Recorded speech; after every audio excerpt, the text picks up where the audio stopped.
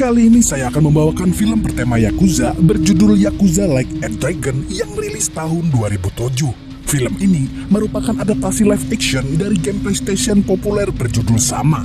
Sama seperti di dalam game, film ini juga menceritakan klan-klan Yakuza yang sama.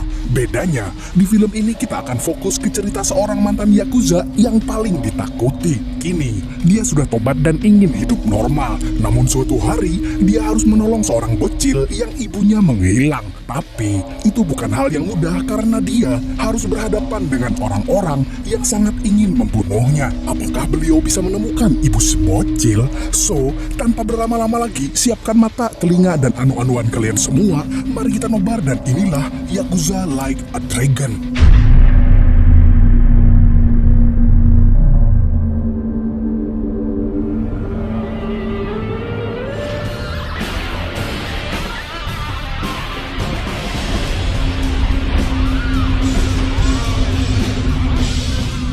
Film dibuka dengan perampokan bank oleh perampok amatir bernama Duo Pelor Ngondoy. Keduanya saling memanggil Ujang dan Asep.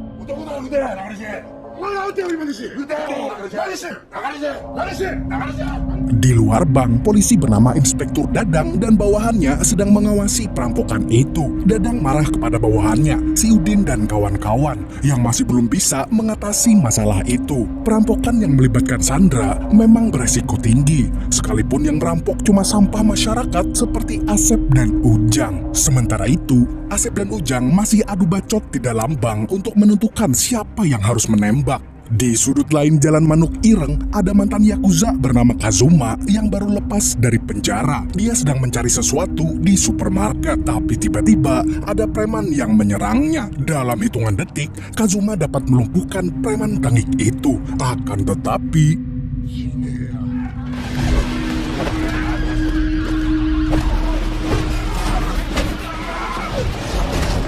walaupun dikeroyok, Kazuma tetap mampu menanganinya dengan mudah. Tapi tidak berhenti di sana. Preman-preman yang entah utusan siapa itu bertambah banyak. Kazuma pun menyuruh Dodit dan Ningsih yang menontonnya gelut untuk minggir.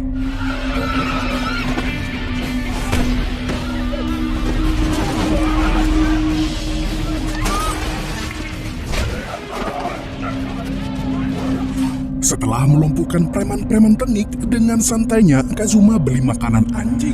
Makanan anjing itu Kazuma kasih ke De Ayu yang kepingin ngasih makan anjing jalanan. De Ayu adalah bocil yang harus dia rawat sementara ini karena ibunya tidak tahu kemana.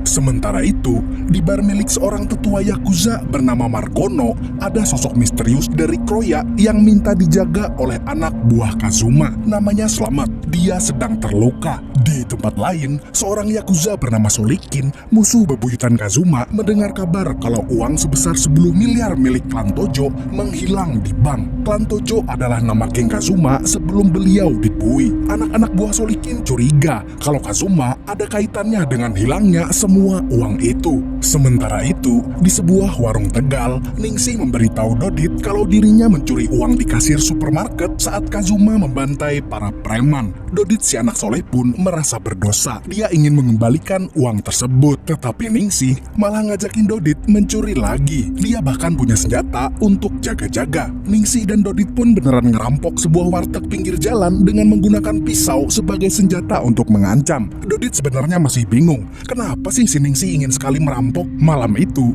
perampokan bank masih terus berlangsung. Inspektur Dadang kemudian memberitahu kalau bank yang dirampok itu sebenarnya tidak ada uangnya. Itu ada hubungannya dengan hilangnya 10 miliar milik klan Tojo di seluruh cabang bank di kota itu. Karena itu urusannya dengan Yakuza, Dadang pun tidak mau ikut campur. Sementara itu, di bar milik Margono, anak buahnya dibuat bingung oleh Slamet yang tidak mengerti bahasa mereka. Slamet cuma bisa bahasa ngapak. Untuk berterima kasih kepada anak buah Margono, Slamet pun mengoplos nutrisari jeruk dengan teh brotowali untuk anak buah Kazuma itu. Di waktu yang sama, Solikin dan kroco-kroconya berjalan di Jalan Manuk Ireng untuk mencari keberadaan Kazuma. Tapi dihadang oleh preman lokal yang tidak mau diganggu.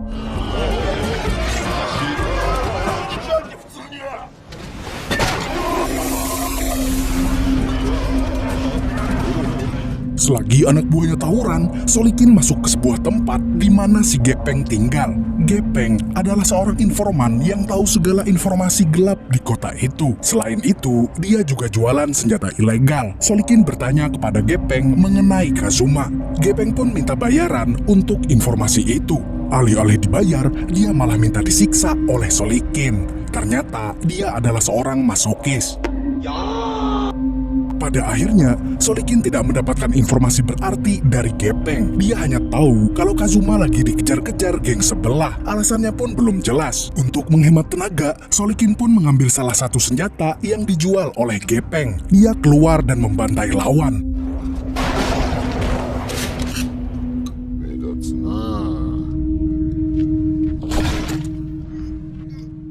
Sementara itu, Kazuma ditemui oleh Inspektur Dadang. Ternyata mereka saling kenal. Kazuma juga terlihat menghormatinya. Inspektur Dadang bertanya, apakah hilangnya 10 miliar milik Kantojo berhubungan dengan Kazuma? Kazuma pun bingung. Dia hanya sedang mencari ibu dari Dek Ayu. Inspektur Dadang meminta Kazuma hati-hati karena Kantojo dan Solikin menaruh curiga kepadanya. Malam semakin larut, tetapi Asep dan Ujang masih belum menyudahi perampokannya. Padahal jelas-jelas uang di bank itu sudah kosong dan polisi menunggu di luar. Mereka sudah terpojok. Pak Udin pun mulai jengah dengan kondisi itu. Di saat yang sama, Kazuma bersama Dek Ayu mendatangi bar milik Margono. Orang-orang terkejut melihat sosok Kazuma di sana. Mereka pun langsung membungkukkan badannya menghormati Kazuma. Di sana, dia mencari keberadaan Margono yang tidak terdengar beberapa hari ke belakang. Anak buahnya juga tidak tahu bosnya kemana. Yang jelas, Margono tidak mengabari apapun. Selain menanyakan Margono,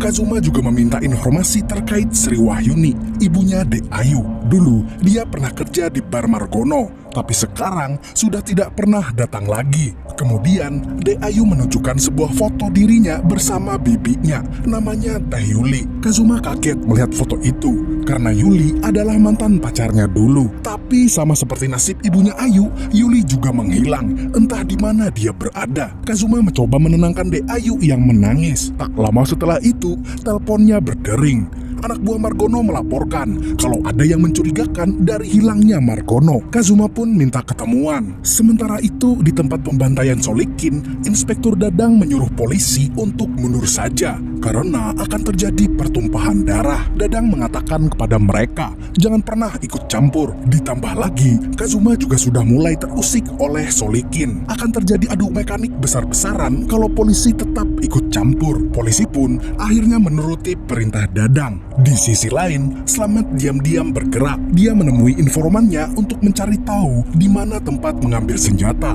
Dia juga menceritakan kalau huru-hara yang melenyapkan uang klan Tojo didalangi oleh seseorang yang dia kenal, biasa dipanggil Jangkrik. Misi Slamet adalah membunuh si Jangkrik demi kedamaian para Yakuza. Di tempatnya si Gepeng sudah ada dua sejoli, Dodit dan Ningsih, yang hendak membeli pistol. Entah apa yang ada di kepala Ningsih. Ide-idenya terlalu absurd untuk diikuti. Tapi karena sayang, Dodit pun manut saja kepada Ningsih. Sementara itu, tiba-tiba Slamet muncul di kegelapan. Dia juga mau ambil senjata. Slamet memilih senjata sambil bertanya kepada si Gepeng mengenai keberadaan si Jangkrik. Di sisi lain, Dodit dan Ningsih pelongak-pelongok karena tidak paham bahasa Kroya. Mereka juga kebingungan memilih senjata. Slamet pun memberi Dodit sebuah pistol yang mudah digunakan. Ningsih lalu mengatakan kepada Gepeng kalau pistol itu akan digunakan untuk mencari cuan. Setelah semuanya pergi, si Gepeng membocorkan informasi tentang Dodit dan Ningsih kepada seseorang. Informasi itu dia berikan untuk jaga-jaga kalau duo sejoli ini ikut campur urusan Yakuza. Sementara itu, Kazuma berpapasan dengan Solikin dan cecunguknya ketika dia hendak menemui anak buah Margono. Mau tidak mau, dia harus menyelesaikan sesuatu dulu bersama Solikin. 10 tahun yang lalu, sebelum Kazuma dipenjara, dia pernah bermasalah dengan Solikin. Malam itu, Solikin ingin menyelesaikannya dengan cara beku hantam. Kazuma pun setuju.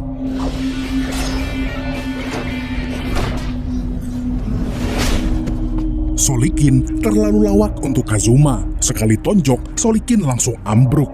Bahkan, anak buahnya memuji kehebatan Kazuma, sang legenda yang terbangun dari tidurnya. Karena kesal, Solikin pun menendangi anak buahnya itu.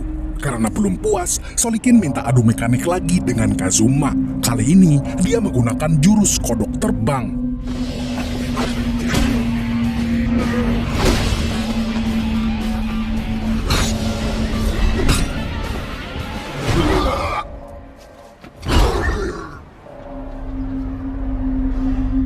Meskipun sudah pakai pisau, Solikin tetap tidak mampu menumbangkan Kazuma. Dia kalah secara konyol di depan anak buahnya sendiri. Solikin pun dibawa ambulans karena terluka parah. Tapi ketika ambulans belum sampai rumah sakit, Solikin bangkit lagi dan langsung membajak mobil itu. Dia ingin kembali ke tempat tadi. Dia masih belum kalah dari Kazuma. Kembali ke kasus perampokan. Asep dan Ujang bersama para sandera sedang makan malam menu hoka-hoka bento yang mereka minta dari polisi. Sementara itu, polisi masih belum tahu caranya menangkap dua cecunguk itu tanpa ada sandera yang terluka. Di tempat lain, Slamet sedang mencoba bedil panjangnya di atap gedung. Dia menembakkan peluru ke sebuah parabola yang menempel di gedung seberangnya. Saat sedang asyik latihan, Slamet tidak sengaja melihat Dodit dan Ningsih didatangi Yakuza. Tentu saja, informasi itu bocor dari congor si Gepeng. Karena panik, Dodit tidak sengaja menembak salah satu anggota Yakuza itu. Dodit bingung kenapa Yakuza mengejar mereka. Ternyata, Ningsih menyembunyikan sesuatu darinya. Selain karena informasi mereka dibocorkan Gepeng, salah satu Yakuza tadi adalah orang yang sering meminjami Ningsih uang. Karena itulah, Ningsih merampok. Dia ingin melunasi utang agar tidak terjerat Yakuza. Saat Ningsih bercerita, tiba-tiba orang yang Ningsih ceritakan itu datang sambil menodongkan pistol. Mereka berdua saling tembak. Laki-laki itu mati di tempat, sementara Ningsih tertembak di bagian perut. Waktu sudah menunjukkan tengah malam. Kazuma dan Deayu ditemani oleh anak buah Margono, si Joko, menggali informasi dari Gepeng. Namun, tidak ada informasi yang berarti. Gepeng hanya memberitahu kalau Yuli pernah bekerja di tempat pemandian plus-plus. Setelah itu, Kazuma pun langsung pergi ke tempat pemandian itu bersama Deayu. Dia mengikuti resepsionis yang ternyata adalah anak buah Solikin. Kazuma dijebak. Begitu sampai di dalam, dia sudah dikepung Solikin dan anak buahnya yang bersenjata lengkap. Kazuma pun ditembaki.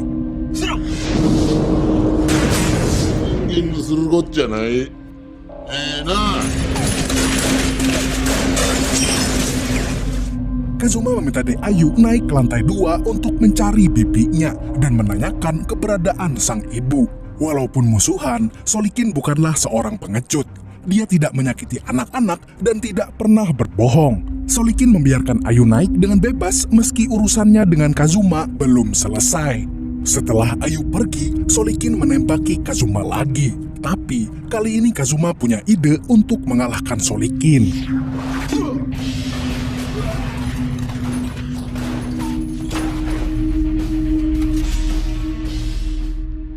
Hanya dengan pecahan kaca, Kazuma mampu menumbangkan anak buah Solikin. Akhirnya, Kazuma berhasil mengalahkan Solikin sekali lagi. Karena masih belum puas, Solikin mengajak Kazuma duel lagi. Sementara itu, Kazuma sudah kelelahan. Kazuma pun tumbang. Dia terkejut dengan stamina Solikin yang tiba-tiba seperti babi liar. Solikin tidak mau menyia-nyiakan kesempatan untuk membunuh Kazuma, tapi tiba-tiba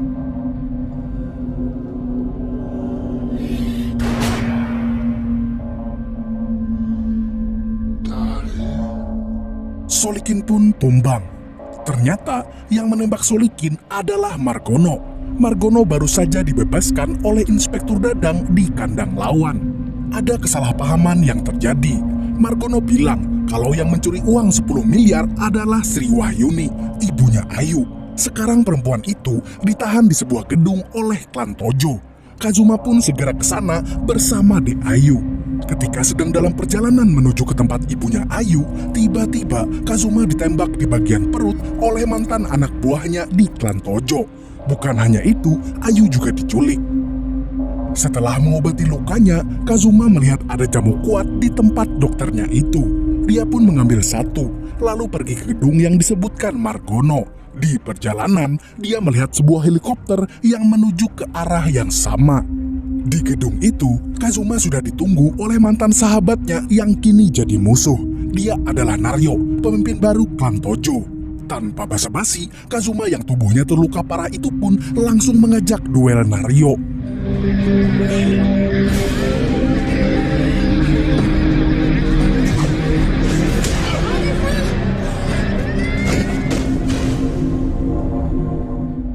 Kazuma pun tumbang, tapi saat anak buah Naryo hendak mengangkutnya, tiba-tiba Kazuma meminum jamu kuat yang dia ambil dari klinik dokter yang merawat lukanya.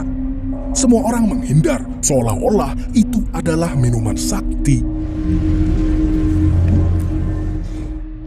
Dan benar saja, stamina Kazuma meningkat 346%. Dia pun langsung menghantam semua anak buah Naryo. Naryo yang melihat itu pun langsung berlari ke arah Kazuma dengan mengerahkan kekuatan supernya.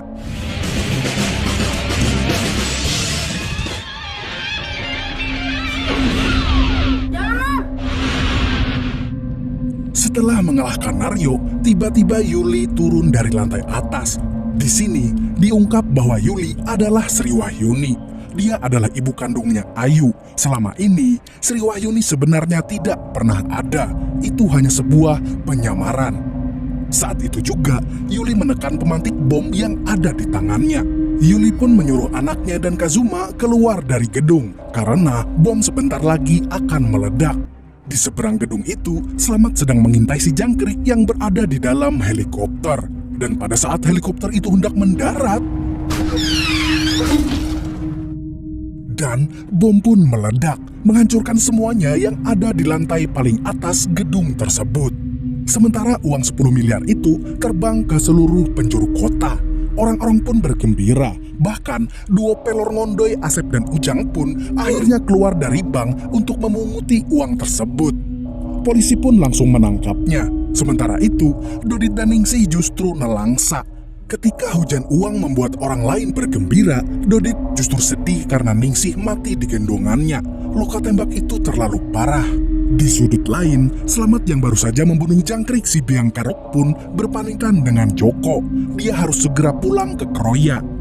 Kita juga diperlihatkan kalau Solikin ternyata masih hidup. Dan secara ajaib, Kazuma berhasil melindungi Dek Ayu dari ledakan bom. Mereka berdua selamat, meskipun Ayu harus menghadapi fakta bahwa ibunya sudah tidak ada. Kini, Ayu hanya punya paman Wahyu, Kazuma seorang. Film pun tamat dengan ending yang nano-nano. Film ini mengajarkan kita untuk hidup secara damai, tidak mencari-cari musuh. Karena banyak musuh itu hanya akan mempersulit hidup kita. Lebih baik mencari rezeki dari yang halal-halal saja. Jangan seperti Asep dan Ujang, ujungnya kena batunya juga. Segitu dulu untuk hari ini. Saya mewakili kaum rebahin yang kaos kakinya dikaretin kalau udah kendor, mengucapkan sampai jumpa di video selanjutnya. Dan kamsia. Assalamualaikum warahmatullahi wabarakatuh.